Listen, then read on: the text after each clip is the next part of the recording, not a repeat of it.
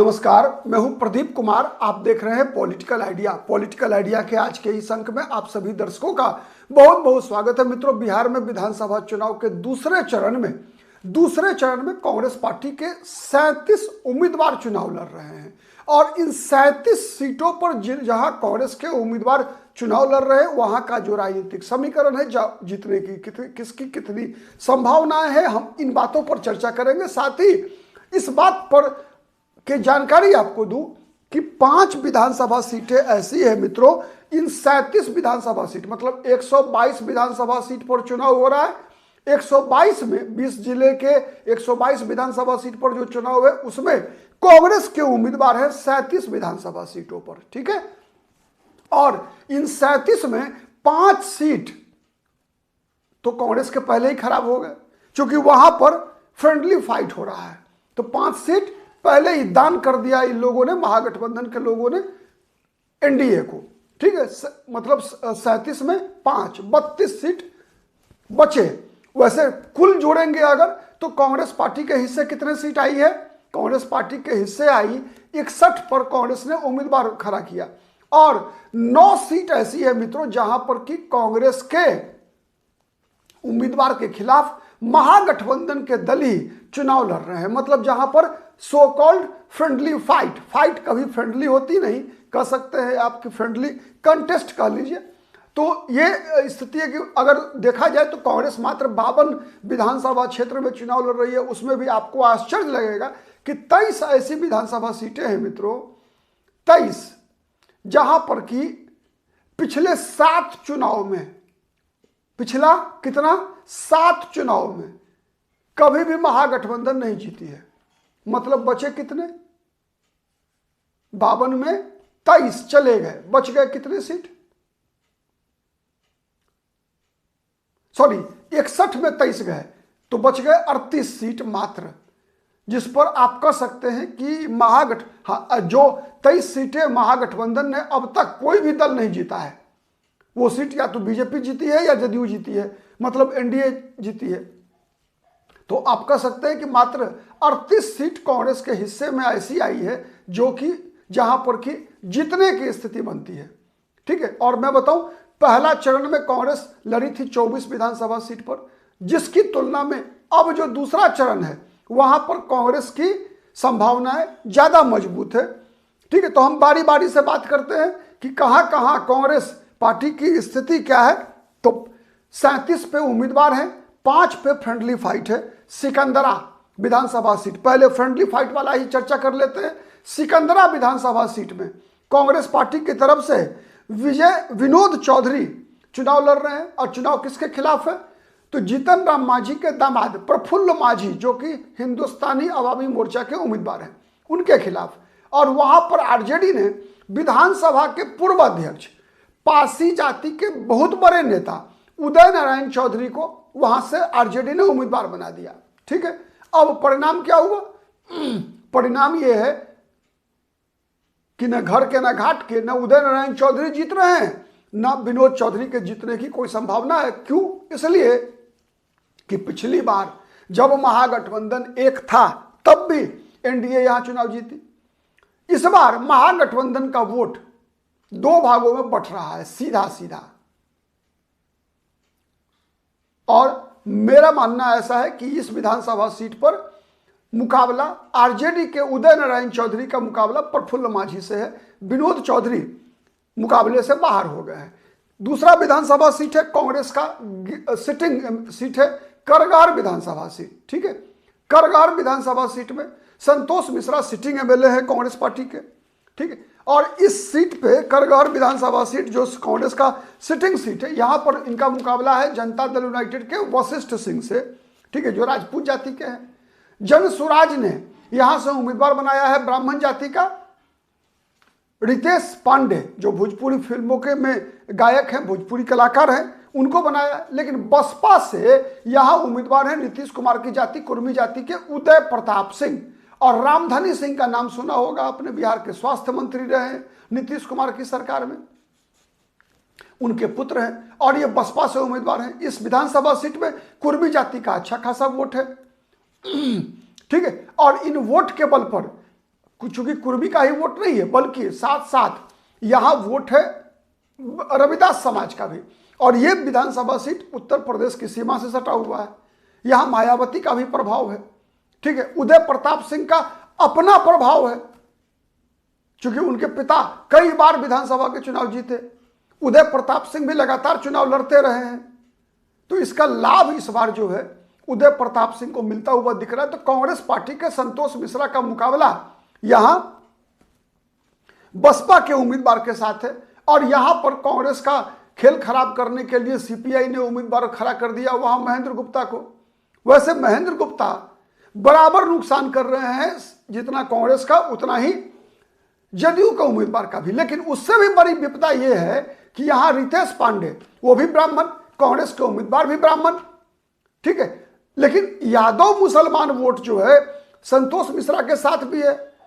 यादव मुसलमान एक तरफा है, इस बात में कहीं कोई दो मत नहीं। सबसे अगर मजबूती से अगर कोई जाति अगर करगहर विधानसभा सीट पर कांग्रेस के उम्मीदवार के साथ है तो वो मुसलमान है। यहां तक कि यादव जाति के लोग भी यहां बट रहे हैं, यहां बटे हुए हैं, यादव भी बटे हुए हैं। उदय प्रताप सिंह को भी यादवों का वोट मिल रहा है, गैर सवर्णवाद के नाम पर कह लीजिए आप, क्योंकि वहां पर है क्या कि बसपा जनसुराज के उम्मीदवार पंडित जी हैं, ब्राह्मण हैं, कांग्रेस के उम्मीदवार ब्राह्मण हैं, तो ठीक है, तो इसका जदयू के उम्मीदवार राजपूत जाति से है। ठीक है, तो अगर आप पिछड़ावाद का भी खेल जो है यहां पर ये उदय प्रताप सिंह को लाभ पहुंचा रहा है। वैसे ऐसा नहीं है संतोष मिश्रा मुकाबले में है, लेकिन अल्टीमेटली आप कह सकते हैं कि यहां जो महेंद्र गुप्ता हैं उनके साथ भी यादव जाति का वोट बटा है, क्योंकि वो आरजेडी जो है यहां पर एक तरह से मदद कर रही है सीपीआई का, तो उसका नुकसान संतोष मिश्रा को मिल रहा है। तो इसीलिए यहां सीपीआई नहीं लड़ रही है महेंद्र गुप्ता के रूप में, आप कह सकते हैं आरजेडी लड़ रही है, और इसलिए संतोष मिश्रा का नुकसान जो है बड़ा होता दिख रहा है। इसके बाद है सुल्तानगंज विधानसभा सीट। पिछली बार कांग्रेस पार्टी के दूसरे नंबर पर आए थे, सुल्तानगंज भागलपुर में है। ठीक है, यहां भी जो है खेला कर दिया है, चंदन सिन्हा को खड़ा कर दिया है आरजेडी ने सुल्तानगंज विधानसभा सीट से। यहां ललित मंडल जेडीयू के उम्मीदवार हैं, लगातार जीतते हैं। ठीक है, तो यहां सीधा है कि महागठबंधन के वोट बैंक में जो मुस्लिम यादव कॉम्बिनेशन है उसमें बंटवारा तो गया। कहावत है घर फूटे बाहर वाला लूटे, तो ये हाल सुल्तानगंज में है। कहलगांव विधानसभा सीट, वहां से कांग्रेस के प्रवीण कुशवाहा है और आरजेडी ने वहां से रजनीश यादव को खड़ा कर दिया। तो कुशवाहा जाति का प्रवीण कुशवाहा का वोट लेकर एक साथ है, रजनीश यादव के साथ यादव का वोट है। यादव का वोट बट रहा है बीजेपी के उम्मीदवार के साथ भी, क्योंकि बीजेपी का सिटिंग एमएलए पवन यादव, और वहां जो जदयू के उम्मीदवार हैं शुभ्रानंद मुकेश, पूर्व विधानसभा अध्यक्ष सदानंद सिंह के पुत्र हैं। ठीक है, तो इतना घालमेल हो गया है कि अल्टीमेटली यह बात तय है कि महागठबंधन नहीं जीत रही है। वहां जदयू का उम्मीदवार का मुकाबला चतुष्कोणीय मुकाबला है, स्पष्ट है, चार चतुष्कोणीय मुकाबला। वहां शुभ्रानंद मुकेश जदयू, निर्दलीय पवन यादव 1 नंबर 2 नंबर पे दिख रहे हैं, तीसरे नंबर पे आरजेडी के दिख रहे हैं उम्मीदवार रजनीश भारती उर्फ रजनीश यादव, जो कि झारखंड सरकार में मंत्री संजय यादव के पुत्र हैं, और प्रवीण कुशवाहा। तो इसीलिए यहां कांग्रेस बाहर है। अगर दोनों एक साथ होती तो फिर परिणाम अलग होता। तो कहलगांव वैसे ही गया। वही हाल है नरकटियागंज विधानसभा सीट पर। वैसे नरकटियागंज में जो कांग्रेस के शाश्वत केदार पांडे हैं, आप नहीं कह सकते कि वो उनकी स्थिति जो है बहुत कमजोर है, लेकिन वहां फैक्टर बन गया है दीपक यादव, आरजेडी ने उम्मीदवार बनाया है। अब बताइए शाश्वत केदार पांडे का मुकाबला बीजेपी के संजय पांडे से है। अगर दोनों एक तरफ होते तो ब्राह्मण वोट एक उम्मीदवार होने पर ब्राह्मण वोट का बंटवारा होता।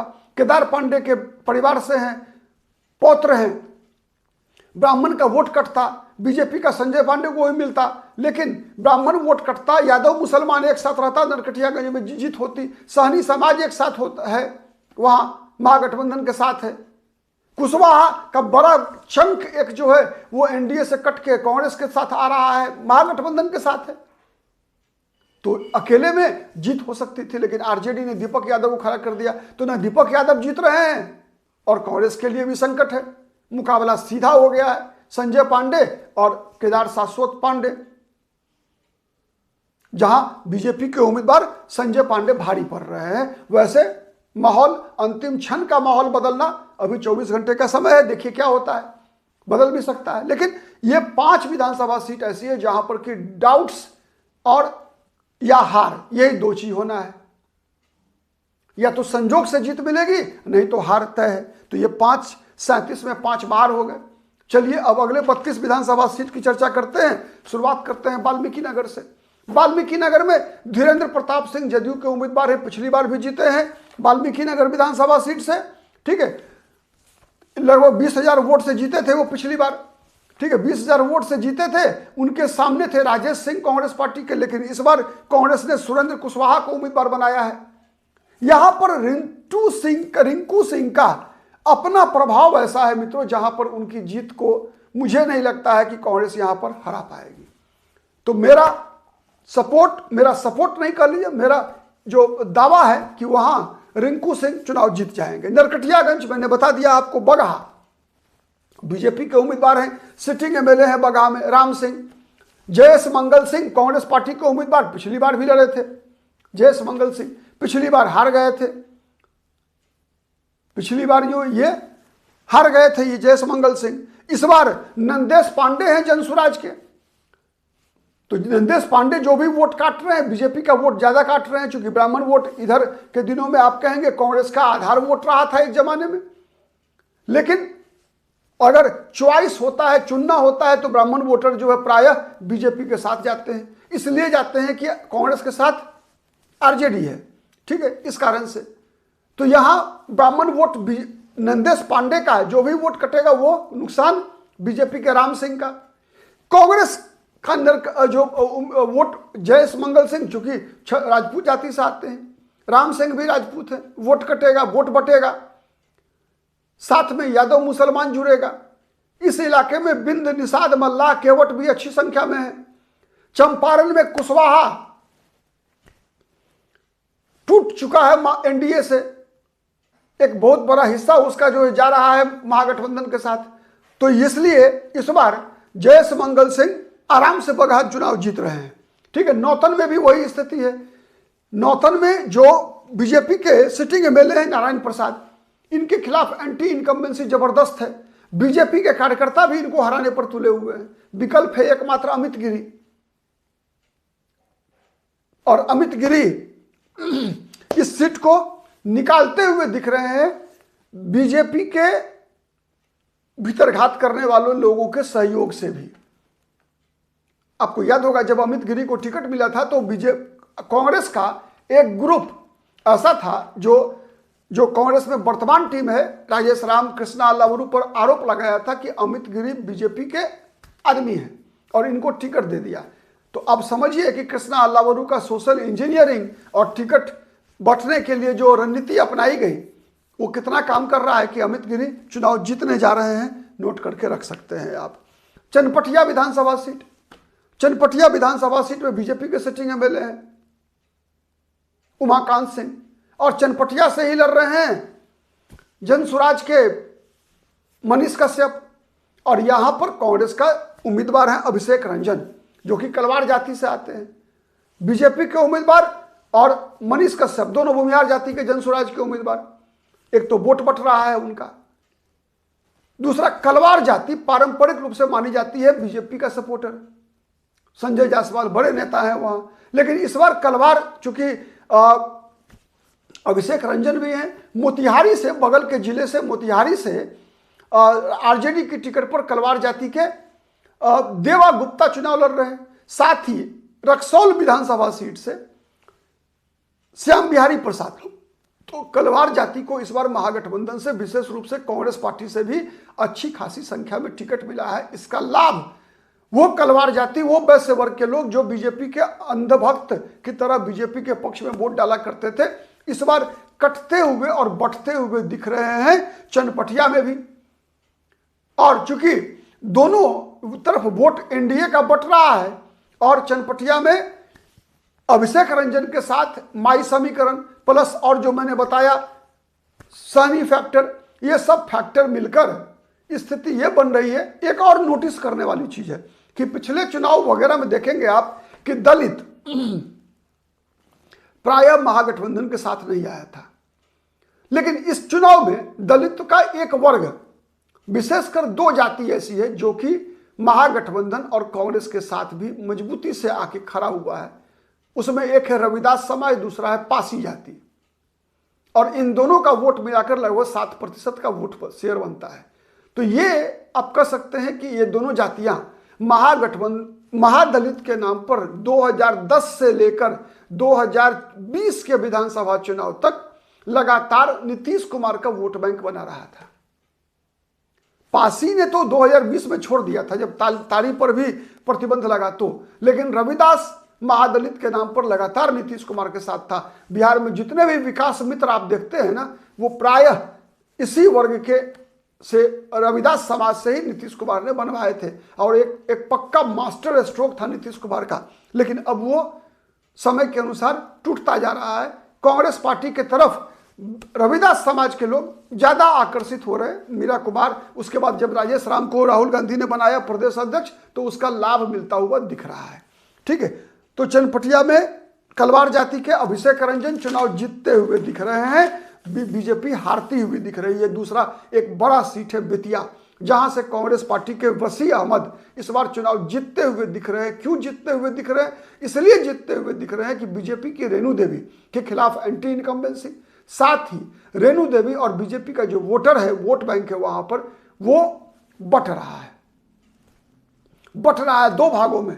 क्योंकि वहां से जो बेतिया पश्चिमी चंपारण की मेयर है गरिमा सिकारिया, वैसे वर्ग से आती है, मारवाड़ी समाज से आती है, उनके पति रोहित सिकारिया वहां से चुनाव लड़ रहे हैं और वो बीजेपी का भयंकर नुकसान कर रहे हैं। साथ ही साथ रेणु देवी के खिलाफ भीतरघात भी हो रहा है बीजेपी के लोगों द्वारा।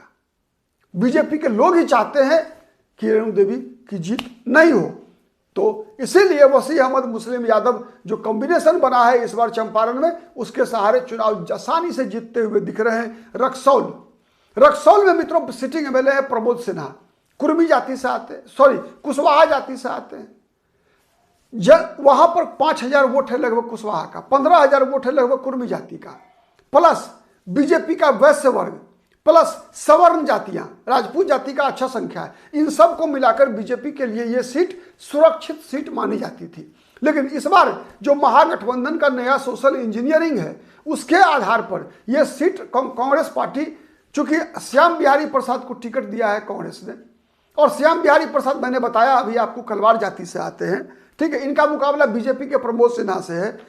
तो कुशवाहा जाति के हैं प्रमोद सिन्हा, मैंने बताया। जन स्वराज का कुर्मी उम्मीदवार जो बनाया है जन स्वराज ने, पटेल, भुवन पटेल, तो ये कुर्मी का वोट काट रहे हैं। इस कारण से लव कुश समीकरण टूट गया, वैश्य कट गया श्याम बिहारी प्रसाद के कारण। ठीक है, तो इसका फायदा जो है कांग्रेस को मिलता हुआ दिख रहा है। प्रायः रक्सौल में देखेंगे कई बार, अधिकतर बार होता ऐसा था कि जो बीजेपी विरोधी पार्टियां होती हैं वो या तो यादव को या मुसलमान को उम्मीदवार बनाया करती थी। इस कारण से बीजेपी को वहां ध्रुवीकरण कराने में आसानी होती थी। इस बार वो लाभ बीजेपी को नहीं मिल रहा है रक्सौल में, और बीजेपी वहां हारती हुई दिखेगी। आपको वहां जीत कांग्रेस की संभव है। गोविंदगंज विधानसभा सीट, ठीक है, यहां से पता है आपको बीजेपी की सिटिंग सीट थी। यहां पर सुनील मनी तिवारी विधायक हैं, उनका टिकट बीजेपी ने काट दिया और सीट एलजेपी को दे दिया, और वहां से एलजेपी आर के प्रदेश अध्यक्ष राजू तिवारी वो चुनाव लड़ रहे हैं।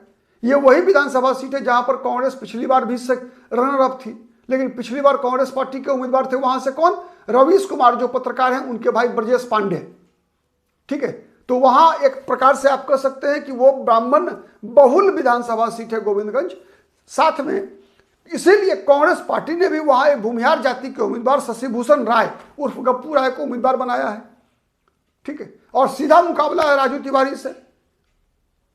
तो अल्टीमेटली जो एनडीए का वोट बैंक है, प्लस ब्राह्मण चूंकि मजबूत है वहां पर, तो इसीलिए मुझे ऐसा लग रहा है कि यहाँ पर राजू तिवारी बहुत ही अच्छी स्थिति में है, और अब तक का जो ट्रेंड रहा है वो भी इस बात को साबित करता है कि राजू तिवारी सुरक्षित हैं। जीत उनकी होगी, कांग्रेस यहाँ नहीं जीत पाएगी। रीगा 2015 में जीते थे अमित कुमार टुन्ना, इस बार भी लड़ रहे हैं। पिछली बार वो हार गए थे मोती प्रसाद से। मोती प्रसाद जो अभी बिहार सरकार में मंत्री हैं, तेली जाति से आते हैं। बीजेपी ने उम्मीदवार बदल दिया, बैद्यनाथ प्रसाद को टिकट दिया। अमित टुन्ना लड़ रहे हैं फिर, इस बार अमित टुन्ना के जीतने की गारंटी है। ठीक है, पक्का है, याद रख लीजिए। ठीक है, गारंटी है, इसमें कोई शक नहीं है। वहां समीकरण वही है जो मैंने बताया, सीतामढ़ी का समीकरण। सीतामढ़ी में अमित कुमार सवर्ण समाज से आते हैं, प्लस MY का समीकरण यहां उनके लिए, प्लस सहनी, ये मिलकर विनिंग कॉम्बिनेशन है। बथनाहा सुरक्षित, अनिल कुमार बीजेपी, अनिल कुमार उम्मीदवार हैं यहां कांग्रेस के, और बीजेपी से अनिल राम है।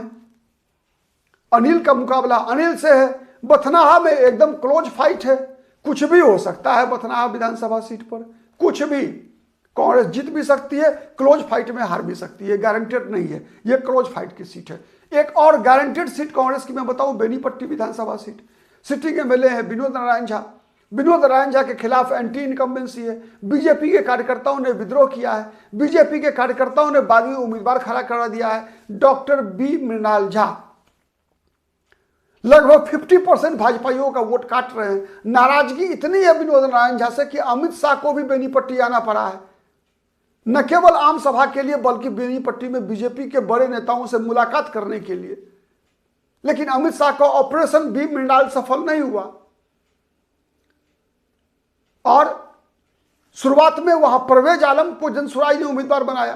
परवेज आलम शुरुआत में लग रहा था कि वो वोट काट रहे हैं मुसलमानों का, लेकिन बाद में अब ऐसा स्थिति बना है, प्रियंका गांधी का भी दौरा हुआ है वहां, अब ऐसी स्थिति बनी है कि वहां पर मुसलमान एक तरफा कांग्रेस के साथ आ गए हैं, परवेज आलम के साथ अब नहीं जा रहे हैं मुसलमान। वहां एक धारणा बनी है, बीजेपी को हराना है तो फिर कांग्रेस के साथ जाना होगा, कांग्रेस मजबूरी है। और चूंकि तीनों उम्मीदवार ब्राह्मण हैं, ब्राह्मण सबसे बड़ी जाति है, तो उसका एक हिस्सा कांग्रेस के खाते में भी ब्राह्मणों का आ रहा है। तो ब्राह्मण, यादव, मुसलमान और सहनी का कॉम्बिनेशन यहां भी कांग्रेस के पक्ष में काम कर रहा है। उसके बाद है मधुबनी जिला में दूसरा विधानसभा सीट फूलपरास, जहां कांग्रेस इस बार सीट निकालती हुई दिख रही है। पिछली बार परिवहन मंत्री बिहार के शीला मंडल चुनाव जीती थी, कांग्रेस के उम्मीदवार कृपानाथ पाठक को हराया था। इस बार कांग्रेस पार्टी ने उम्मीदवार बदल दिया है। वहां मधुबनी जिला के अध्यक्ष सुबोध मंडल को कांग्रेस ने उम्मीदवार बनाया है। ठीक है, शीला मंडल के खिलाफ भी एंटी इनकम्बेंसी है, लोग काफी नाराज हैं शीला मंडल से, किसी काम की नहीं होने का आरोप लगाते हैं शीला मंडल पर। सुबोध मंडल भी उसी समाज से आते हैं, धानु जाति से ही आते हैं। यादव मुसलमान का सपोर्ट है, तो अब जो परिस्थिति है उसमें सुबोध मंडल भी बहुत ही मजबूत स्थिति में है।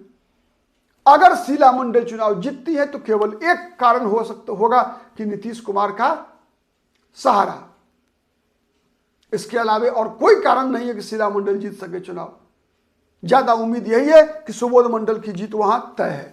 उसके अलावा चलिए सुपौल, विजेंद्र यादव बिहार विधानसभा में 90 से लगातार एक भी चुनाव नहीं हारने वाला विधायक, उनके खिलाफ कांग्रेस पार्टी के उम्मीदवार हैं मिन्नत रहमानी। पिछली बार भी लड़े थे, हार गए थे, इस बार फिर मुकाबला में है, लेकिन यहां विजेंद्र बाबू को हराना टेढ़ी खीर है। फारबिसगंज कांग्रेस ने इस बार प्रयोग किया, जाकिर हुसैन के बदले में मनोज विश्वास, एक अति पिछड़ी जाति के उम्मीदवार को टिकट दिया है, कामत जाति से आते हैं। यदि कांग्रेस ने यहां मुसलमान को लड़ाया होता तो नोट करके रख लीजिए, बीजेपी के विद्यासागर केसरी चुनाव होने से पहले जीत गए होते। ये विधानसभा सीट ऐसा ही है, लेकिन कांग्रेस का मनोज विश्वास को टिकट देना, कामत जाति के उम्मीदवार, अति पिछड़ा समाज के उम्मीदवार को टिकट देना मास्टर स्ट्रोक साबित हो रहा है। कांग्रेस यहां पर जीतती हुई दिख रही है। अगर कांग्रेस इस बार नहीं जीत पाई तो आप समझिए कि कभी नहीं जीत पाएगी। कांग्रेस बहुत ही अच्छी स्थिति में है, मनोज विश्वास, और यह सीट निकलेगा इसकी लगभग गारंटी है।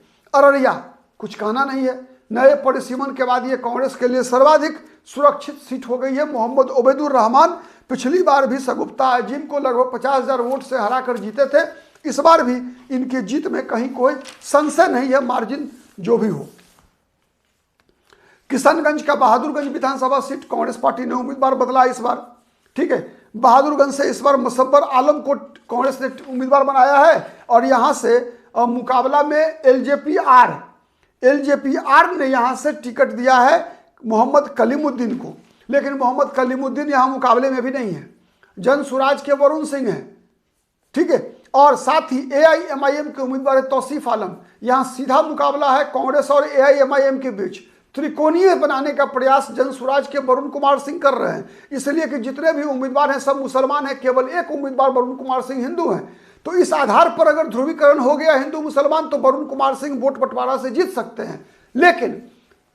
लेकिन इन विधानसभा सीटों का इतिहास रहा है कि टैक्टिकल पोलिंग होती है तो मुसलमान वोट बंटने का लाभ अब शायद वरुण कुमार सिंह को नहीं मिलेगा। मुसलमानों को अगर ऐसा एहसास होगा तो मुसलमान एक तरफा होंगे और इस परिस्थिति में यहां कांग्रेस और एआईएमआईएम के बीच ही मुकाबला होगा। तीसरा कोई मुसलमान बीच में एंट्री नहीं मार पाएगा। तो अगर त्रिकोणीय भी हुआ मुकाबला तो भी यहां कांग्रेस ही जीतेगी या फिर एआईएमआईएम जीतेगी, लेकिन चतुष्कोणीय मुकाबला हुआ तो फिर वरुण सिंह की चांस बनेगा। कमरुल होदा किशनगंज गारंटी है जीत की। पिछली बार भी कांग्रेस जीती थी झारुल हुसैन, इस बार कांग्रेस ने पिछली बार लड़े एआईएमआईएम के टिकट पर कमरुल होदा को उम्मीदवार बनाया है और सीधा मुकाबला है बीजेपी के साथ। बीजेपी के उम्मीदवार स्वीटी सिंह, यहां एआईएमआईएम के उम्मीदवार भी हैं शम्स आगाज, जनसुराज के भी उम्मीदवार हैं इसहाक आलम, लेकिन मुसलमानों को पता है वोट बटेगा तो बीजेपी सीट जीतेगी, इसीलिए सीधा मुकाबला होना है यहां कांग्रेस के उम्मीदवार और बीजेपी के उम्मीदवार स्वीटी सिंह के साथ। कांग्रेस के कमरुल होदा अच्छी स्थिति में होंगे, गारंटेड है। अमौर में कांग्रेस ने उम्मीदवार बनाया है जलील मस्तान को। पिछले बार का परिणाम दोहराए जाने की संभावना बन रही है। अख्तरुल ईमान यहां एआईएमआईएम के जो प्रदेश अध्यक्ष है वो इस बार फिर चुनावी मैदान में है। पिछली बार 52,000 वोट से जीते थे, हराया था जदयू के सबा जफर को। कांग्रेस के जलील मस्तान तीसरे नंबर पर थे। इस बार भी लगभग लग रहा है परिस्थिति वही रहेगी, उसी परिणाम का रिपीटेशन होगा, इसकी संभावना बलवती है। मतलब ये सीट कांग्रेस के हिस्से में नहीं आ रही है, अब्दुल जलील मस्तान के हिस्से ही जा रही है। कसबा विधानसभा सीट पिछली बार कांग्रेस के मोहम्मद अफाक आलम ने चुनाव जीता था, एलजेपी के प्रदीप दास को हराकर। प्रदीप दास नहीं बल्कि वो बीजेपी का उम्मीदवार कह लीजिए, कहने को एलजेपी का सिंबल था। इस बार भी एलजेपी के टिकट पर लड़ रहे हैं नीतीश कुमार सिंह, कहने को एलजेपी के उम्मीदवार हैं भाजपा के, बीजेपी के ही उम्मीदवार कह लीजिए, उनको ज़्यादा अच्छा होगा। उनके सामने कांग्रेस ने इस बार अपना उम्मीदवार बदल दिया है, मोहम्मद अफाक आलम के बदले इरफान आलम को टिकट दे दिया है कांग्रेस ने। पप्पू यादव के नज़दीकी हैं, राहुल गांधी की रैली में रोते हुए आपने देखा होगा इनको, ठीक है। तो इरफान आलम की जीत लगभग तय है, यहाँ पर कोई खतरा इनको नहीं है, ठीक है। इस बात में कोई दम, इसलिए मैं कह रहा हूँ खतरा नहीं है, चूंकि अगर वोट बटा अगर तब तो, चूंकि 4 उम्मीदवार हैं मुसलमान यहाँ पर, लेकिन बटा नहीं है, इतिहास नहीं कहता है। 2020 का भी नहीं कहता है, 2024 का लोकसभा चुनाव का इतिहास भी नहीं कहता है। इस बार भी जिस प्रकार का माहौल है उसमें एक तरफा वोट होगा।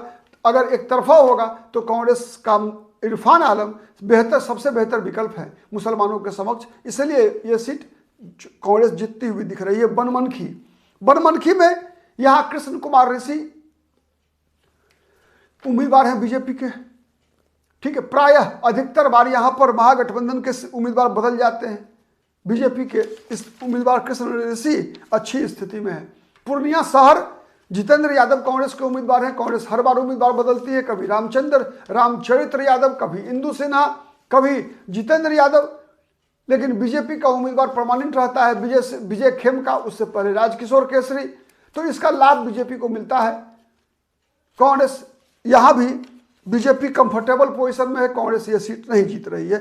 कदवा शकील अहमद खान उम्मीदवार हैं, इनका मुकाबला इस बार है दुलाल चंद गोस्वामी के साथ। इनके खिलाफ एआईएमआईएम ने शाकिर रजा को टिकट दिया है, लेकिन यहाँ वोट बंटने की संभावना कम है, चूंकि दुलाल चंद गोस्वामी पहले भी जीत चुके हैं, विधायक रह चुके हैं। इसीलिए मुसलमान नहीं चाहेंगे कि वोट बटे, वोट बटेगा तो यहाँ भी एनडीए जीतेगी। इस खतरे में शकील अहमद खान सुरक्षित रहेंगे। एआईएमआईएम जो भी वोट काटेगा वो कांग्रेस का नुकसान होगा। ठीक है, साकिर रजा है और जनसुराज के शहरयार शकील अहमद खान का खेल खराब करने का प्रयास कर रहे हैं। कितना कर पाते हैं, संभावना कम है कर पाएंगे। इसके अलावा मनिहारी कटिहार में सुरक्षित सीट है, यहां से मनोहर प्रसाद सिंह सिटिंग एमएलए हैं, इस बार भी चुनाव लड़ रहे हैं। इस बार जेडीयू के उम्मीदवार हैं शंभू सुमन, वहां से कांग्रेस यहां मजबूत स्थिति में है, परमानेंटली सामाजिक समीकरण कांग्रेस के फेवर में है। बरारी विधानसभा सीट, बरारी विधानसभा सीट से इस बार कांग्रेस पार्टी के उम्मीदवार है तौकीर आलम, ठीक है। पिछली बार ये विधानसभा सीट लड़ी थी आरजेडी, नीरज कुमार लड़े थे, यहां से हार गए थे विजय सिंह निषाद से, ठीक है। विजय सिंह निषाद जेडीयू के उम्मीदवार हैं, काफी मजबूत उम्मीदवार है, यहां जेडीयू मजबूत स्थिति में है चूंकि यहां तौकीर आलम को फंसा दिया गया है, ठीक है। पिछली बार तौकीर आलम जो है वो लड़े थे दूसरे विधानसभा सीट से, इस बार इनको लाके फटक दिया है आरजेडी ने चालाकी किया है। प्राणपुर विधानसभा सीट से तौकीर आलम जो है इसरत परवीन थी, ठीक है। प्राणपुर से तौकीर आलम लड़े थे, पिछली बार प्राणपुर लड़ते तो तौकीर आलम की अच्छी स्थिति थी, लेकिन उनको इसरत परवीन को लड़ाने के लिए आरजेडी ने वहां पर, चूंकि वहां संभावना ज्यादा है, बरारी में संघर्ष मुश्किल था चूंकि वहां पर विजय सिंह निषाद का समीकरण ज्यादा मजबूत है वहां निशा सिंह की तुलना में, प्राणपुर में की तुलना में, इसीलिए यहां पर जो है आरजेडी की दादागिरी कांग्रेस पर भारी पड़ी है, ठीक है। तौकीर आलम यहां पर चुनाव जीतना मुश्किल है, विजय सिंह निषाद ज्यादा बेहतर स्थिति में है। कोरहा विधानसभा सीट पूनम पासवान का मुकाबला, पूनम पासवान है कांग्रेस की उम्मीदवार, बीजेपी की कविता कुमारी देवी कविता पासवान से इनका मुकाबला है, सीधा मुकाबला है, कोई तीसरा कौन है नहीं। 2015 में पूनम देवी चुनाव जीत चुकी हैं, महिला कांग्रेस की प्रदेश अध्यक्ष रही हैं, ठीक है। अच्छी स्थिति में है, बराबरी का मुकाबला है, कोई भी जीत सकता है, ठीक है। एज अगर देना हो तो कविता पासवान के खिलाफ एंटी इनकम्बेंसी है, उसका लाभ पूनम पासवान को मिलता हुआ दिख सकता है, ठीक है। इसके अलावा भागलपुर विधानसभा सीट अजीत शर्मा कांग्रेस के लड़ रहे हैं, पिछली बार 1000 वोट से जीते थे बीजेपी के रोहित पांडे से, इसलिए जीत हुई थी चूंकि वहां पर वैश्य समाज से कई उम्मीदवार 2 विधानसभा चुनाव से 2015 2020, ठीक है, दोनों चुनाव में वहां वैश्य समाज के उम्मीदवार ने बीजेपी का खेल खराब कर दिया था। पिछली बार भी खगड़िया के जो वर्तमान सांसद है राजेश वर्मा वहां से एलजेपी के उम्मीदवार के रूप में चुनाव लड़े थे, इसीलिए बीजेपी के रोहित पांडे की हार हुई थी। इस बार ऐसा कोई उम्मीदवार नहीं है जिससे कि बीजेपी का आधार वोट में बंटवारा हो, इसीलिए वहां पर स्थिति अच्छी है रोहित पांडे की। अजीत शर्मा संकट में है, ठीक है, अजीत शर्मा चुनाव हार सकते हैं, इस बात वहां राहुल गांधी गए थे लेकिन चुनाव स्थिति सुधरती नहीं दिख रही है भागलपुर में अजीत शर्मा की, ठीक है। सुल्तानगंज वहां तो आरजेडी के कारण स्थिति खराब है। अमरपुर में जितेंद्र सिंह है कांग्रेस के उम्मीदवार, इनका मुकाबला हो रहा है बिहार सरकार में मंत्री जयंत राज कुशवाहा से, ठीक है। यहां पर जयंत राज मजबूत स्थिति में है। रोहतास में चेनारी कांग्रेस की सिटिंग सीट, मुरारी गौतम चुनाव जीते थे लेकिन जीतकर बीजेपी में चले गए, मंत्री भी बने थे लेकिन जीतकर चुनाव में बीजेपी के साथ चले गए, लेकिन बीजेपी ने के बदले ये एलजेपी के उम्मीदवार हैं, एलजेपी लड़ रही है एनडीए की तरफ से, लेकिन वहां कांग्रेस ने मंगल राम को टिकट दिया और मंगल राम अच्छी स्थिति में है। वहां कांग्रेस का जो समीकरण है, महागठबंधन का जो समीकरण है, उस कारण से और मुरारी गौतम के खिलाफ गुस्सा भी है, इसका फायदा मंगल राम को मिलता हुआ दिख रहा है, चुनाव में जीत की लगभग गारंटी है। करगहर मैंने बताया, कुटुंबा में राजेश राम भी फंस सकते हैं। भाई राजेश राम को फंसने का कारण सबसे एक ही है कि वहां आरजेडी का जो आधार वोट है, यादवों में गलत संदेश गया। आरजेडी ने जिस प्रकार से राजेश राम के नामांकन के समय जिस प्रकार से आरजेडी के समर्थकों ने नारेबाजी किया, जिस प्रकार का माहौल बनाया गया, उसका असर यह है कि यादव जाति के लोग राजेश राम को तेजस्वी यादव के रास्ते में खतरा मान रहे हैं, इसलिए राजेश राम का मुकाबला वहां हिंदुस्तानी अवामी मोर्चा के ललन राम से है, वो भी मजबूत कैंडिडेट उम्मीदवार है।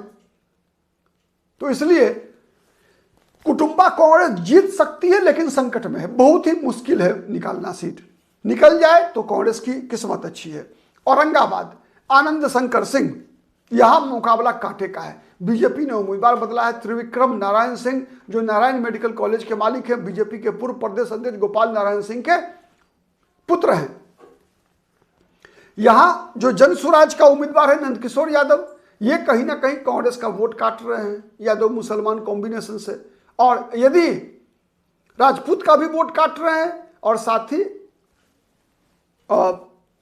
आनंद शंकर से राजपूत का वोट बट रहा है दोनों उम्मीदवारों में, चूंकि बीजेपी के जो उम्मीदवार हैं त्रिविक्रम सिंह ये भी राजपूत समाज के ही हैं, आनंद शंकर भी राजपूत है, पिछली बार रामाधार सिंह को हराया था आनंद शंकर ने। तो यहां भी कांटे का संघर्ष है, लेकिन एज कह सकते हैं आप बीजेपी के त्रिविक्रम नारायण सिंह के साथ है।